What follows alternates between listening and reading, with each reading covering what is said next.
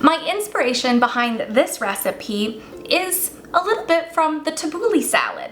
I'm gonna use a couple ingredients that are kind of the heart of those types of salads, but I'm gonna change it up, do my own thing, and add a little bit of spring and summer sunshine into this bowl.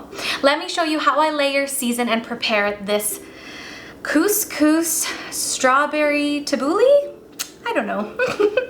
I'm starting with all of my vegetables. So I want really nice fine dices on my veggies for this salad. I'm starting with cucumber and just getting nice little dice pieces. I'm gonna also add in some orange bell pepper, again trying to get those nice dices on there. If you want to use red or green pepper, that works too, whatever you've got. Onions, I'm gonna use red onions. I find them just a little bit milder than some of the other ones out there, but again, I love colorful ingredients, so it's gonna look really pretty in there.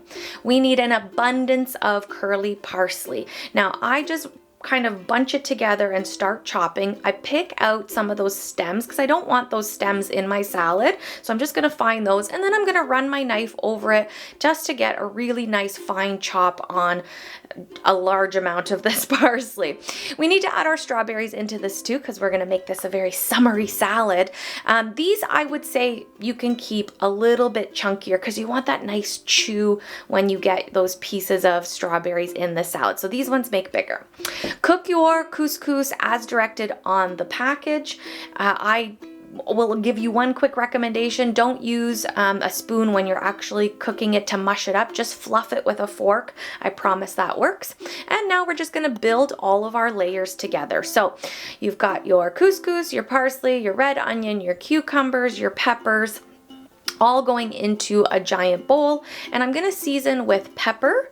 I'm going to add salt, of course, as well. I'm gonna use the juice of a lime, some red wine vinegar, and then a nice drizzle of, I use avocado oil, but olive oil works really great too.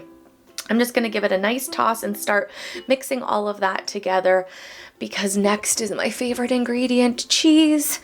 I don't measure cheese, so you put in how much feta you want into this recipe. I feel like this is summer in a bowl. I'm gonna add in my strawberries last just so that I don't squish them when mixing, and you are ready to serve and eat this. Thank you once again for joining me on The Silly Kitchen. It means so much to me when you watch this show. Try this recipe at home if it kind of inspired you to do something with feta and strawberries. And I hope to see you back here again soon. Thank you.